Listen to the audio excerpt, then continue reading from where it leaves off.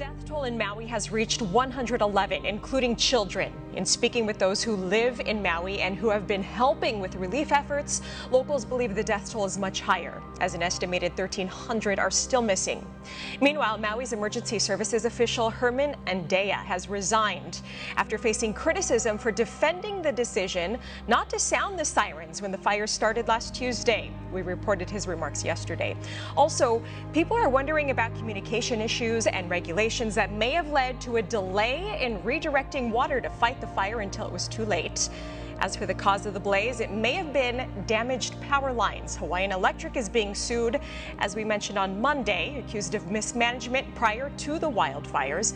Our hearts have been and continue to be with the people of Maui as they have a long and challenging road to recovery.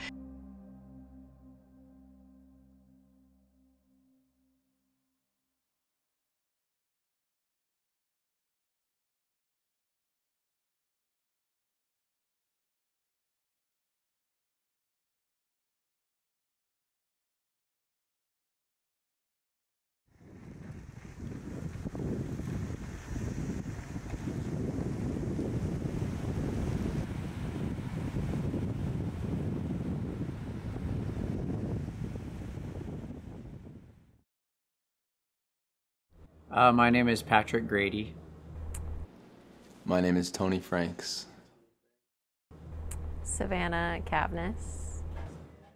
I was born in St. Louis. I've been here since I was 2. I was raised in Lahaina. Still lived in Lahaina until the fires. Now I'm at the Westin Hotel.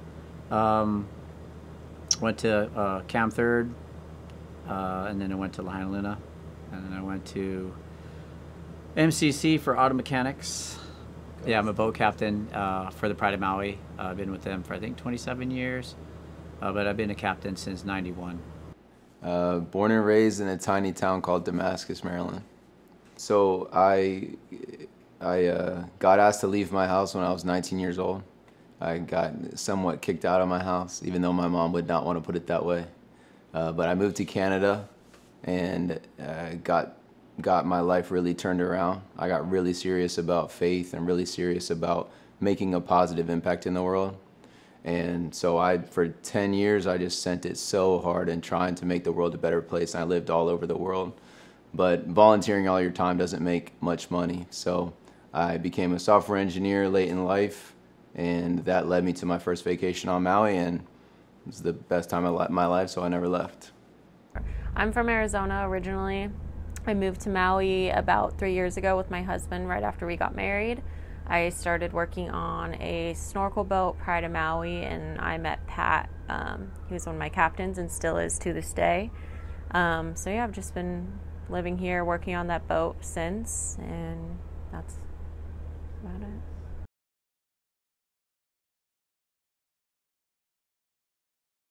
At 5 in the morning, I just remember debris hitting the window, and it woke me up, and the winds were really strong, and we knew it was going to be windy. I always knew it was going to be windy that day. And we canceled the boat. We canceled it, yeah, and we canceled the charter. And as I heard that debris, the power went out, and that was like the first light. And then about 9 o'clock or so, a friend wanted to go take a look at his boat. So I went down there and I hung out there for a couple hours, and the winds were just nuking. And then about 12 o'clock, a friend calls up and says he's got a gas stove and a power generator. Come over and eat lunch at his house. Power lines were going down, poles, and there was traffic. And so I was just gonna walk or run. It was only about 20 minutes away. And so he decided he was gonna come and get me. So he came and picked me up, and again, it was just, there was nothing to do, so there's no power. But there was like, visitors were here, and they were trying to go down Front Street because what else can you do? There's no power. And then about 3 or so, a friend Greg came pounding on our door, telling us there was this fire. And I think it was about 3:30 or so, and we were inside. We didn't know what was going on, and so we looked out, and sure enough, there was this big black smoke, and was crazy. I mean, it was huge. So we went and watched it. We went and checked it out and everything else. And then my friend disappeared, which he was trying to get to the other side to his wife. And then about an hour later or so, he came back and he said, this was on fire and this is on fire, and that they had to hide in this. They were by Foodland, and I guess the smoke was really bad, that they were tucked in there, and then they got rescued or helped out. And then when he told me all this, it was like, shit, that's close to my house, so I think I need to get back to my house. And then some of the houses were on fire. We got to where the Methodist church was at, and then the Chan house was on fire. Methodist church was on fire, and then I just saw on the road down Front Street was these two cars. They were on fire. Couldn't see what was behind them, but they were blocking the road, so it was like couldn't go that way. And that's what that picture the next day was. All those cars were all lined up. I just saw the beginning of that. I didn't know what was beyond it. It was again. Everything was lit up. It was dark now, so everything was lit up by fire. That was because there's no lights. So at Nagasako's, I think they was starting to catch on fire, or some of it was on fire. But there's the other spot there was at Sports Bar, that was on fire. And then I got to Lahaina Luna Road, and then across the street, and then my house was just the next street over. And as I saw the D building of our apartments, there was no roof. It was on fire, and then hung a left, and then got into the parking lot, and then that was when I saw my home was gone. And it's like the realization of, yeah, there was nothing there, you know. The roof is gone, it's just the shell, but it's on fire, you know.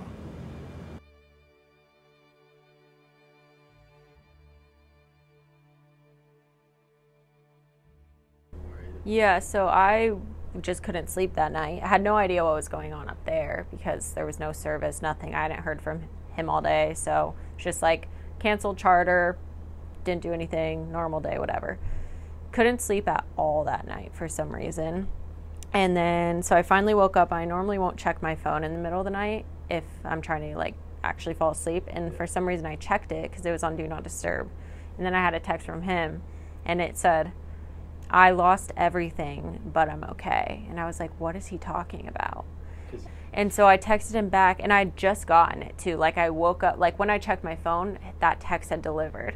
So I texted him back right away. And I think it was at 2:30 in the morning, and I said, call me. And so he called me and it picked up, and I was like, what's going on? And he was like, everything's gone, but I'm okay. Like I made it out. And I was just like, what are you talking about? Like, what are you talking about? And then yeah, but I had no idea what was going on. So I was just like, Pat, what do you mean everything's gone? And he was like, Lahaina's gone. And I was like, how? And then he's like, it's on fire. Like, it's all gone, everything.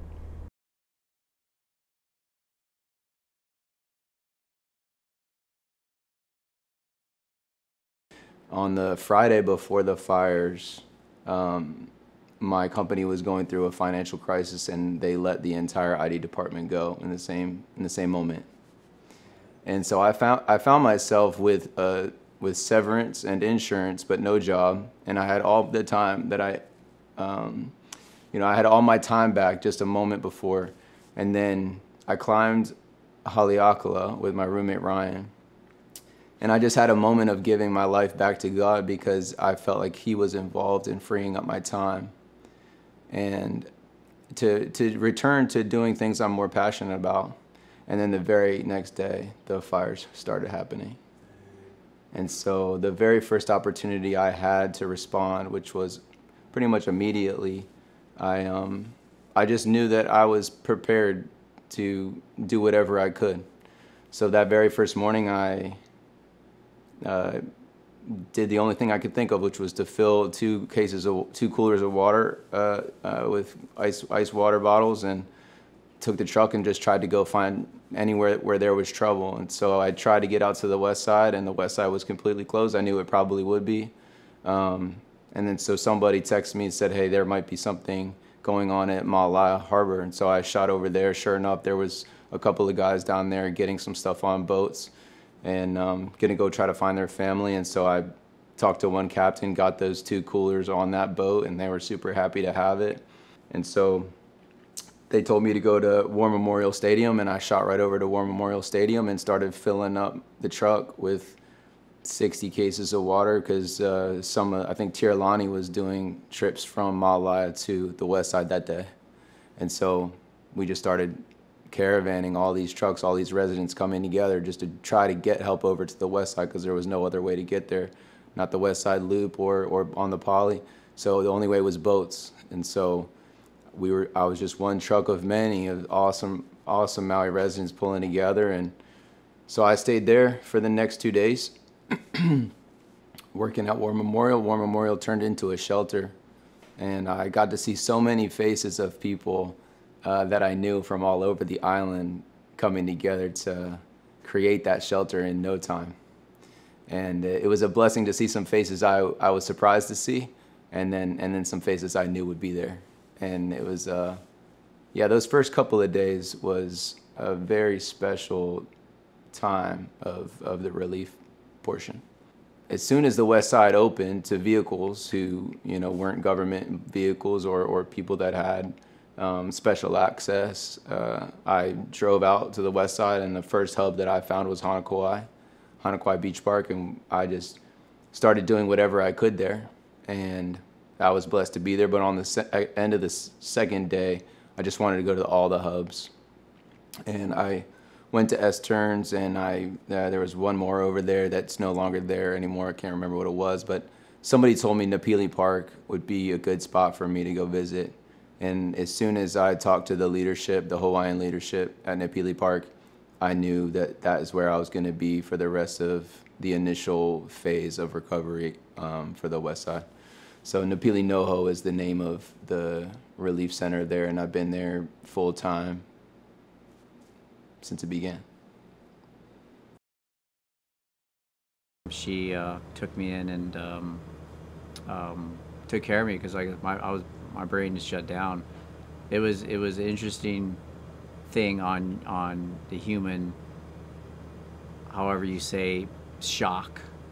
It was, I was in shock, and to try to function, to be like that, and she was there to help me with all the trials, just operating my phone and things like that. It was just was surreal, But she would be in my phone, signing me up on Red Cross, FEMA, everything you can imagine. She was signing it, was doing it all on my phone. It's all I had. All I left was a baseball cap, my running shoes, running shorts, and my iPhone. That's all I had. Everything else was it's gone. It was out of the house. So I had the house key. That was it. Napili Park has been the gold standard, at least as far as I understand it, and also my own experiences at the other hubs. It's been the gold standard from the beginning of how to run a resident-led relief center for the people of Maui. And that we have gathered together with all the other hubs to try to create a system, and we have, of what the public needs and how best to organize it, and how to work with the county in order to, and with the state in a friendly type of way to continue to do what we want to do there, which is provide what Maui residents need, what affected residents need, for as long as they need it. And yeah, we'll see what the future of Napili Park is. I don't know exactly. There are big dreams for it to be around a long time, as with a school portion, focusing on Hawaiian culture and language. And so we'll see what happens with that. The first few weeks were just tears all the time, but tears and hugs. Like this, Napili Park was a happy place that people could come and feel safe, just outside the scar, just outside the burn zone. And it was a place of healing right from the start. And that's why I wanted to join a place like that. I had a friend who lost her mom and dad and her place. I lost classmates. I lost good friends. I just lost my place, And there's different levels of what people have lost, And there's somebody that just lost their job, you know, because there's no work, it burnt down. There's different levels of grieving and suffering and all that kind of stuff that goes with it. And to hear people's stories from all different aspects, it's unbelievable what happened. That whole town's gone. Yeah, is there any good movie that came out of it? I mean, you know what? I think tragedy always brings people closer together. I see, like, you know, again, Lahaina is a small town. I go to the store, I would see a classmate maybe once a week or once a month, you know. Now we're all at these hotels and see them every day, you know. So, I mean, it's like out of the tragedy, I'm getting to see friends that I would just see every now and then because we're just not in our little lives, you know. Between us, we were just co-workers and friends, and it got very deep because, again, from my personal stuff, I mean, she helped me when, you know, I was broken, you know, and just I couldn't think, and it was pretty tough there. And so it was nice to have. It's 24 years old, you know, I'm maybe 60, and it's just kind of weird to be leaning on somebody like that. And for me, that's a weird experience, but it was also a bonding thing that, you know, I cherish till I die, you know what I mean? I can't even begin to tell you the long list of positives in my own life and in the things that I've been able to witness. Because disasters bring out the best and worst of people. And people like to focus on the bad, so a lot of people focus on the worst of people that come out. Even in the early days, people were talking about just all these different stories, conspiracy theories, and then some really sad stuff that was going on. But man, I just have such a faith in the heart of a human, that in the human spirit is that the bad times bring out the best in a lot of people. And I got to see that over and over again from day one, with all these random people coming together. Some who lost everything and they were running the hubs from day one. I mean, even before the fires happened, I knew that Maui was a special place, and special people come to Maui to live, and if they're not special, they leave. And then there's so many beautiful island people that know what this place means and what it could be. And so I was not surprised by the effort. I think certain people I didn't expect to see out there that were, and then some people that I expected to see out there that weren't. But I think it just confirmed to me that there's no other place on earth like Maui and the islands in general. I mean, dozens of people came from Oahu, dozens of people came from the Big Island, and I think that the island that showed up most at Napili Park was Molokai. So many boys from Molokai came out and held it down at Napili Park day after day. Yeah, and they'll continue to come out. And so it was just a fun thing for me to be a part, to see all that. And yeah. But for me personally, I was raised in that town, and from the Pumana to the Chart House and up to the Lahaina Luna, that little triangle there, it's about 95% of my whole life has been in that area, and that's all gone. So the question to you just asked, you know, yeah, that's it's like I can't go there right now, and that's 95% of my life. I'd walk to the store, walk to the movies, walk to the harbor, go to my friend's house, I could walk to my friend's house, drive my car to my friend's house, all areas all gone, you know, and that was 95% of my life hanging in one spot, you know. So that's the real crazy part there, and I don't know how long it's gonna be before I get that back, if ever, you know. I mean, it's gonna take 10 years plus. It's not gonna be the same, you know. But I'm blessed that I got to experience growing up in Lahaina as a little kid, and I always try to look at the positive things, and I'm very blessed to be raised in Lahaina the time that I did. It was a small town. I used to tell people, when I was a little kid, me and my brother would go to this store called Nagasako's, and we'd go grab a candy, we'd go show it to Auntie Jane, and it was Auntie Jane Nagasako. And we just show her, and she would write it down, and we'd walk out of the store. We didn't have any money.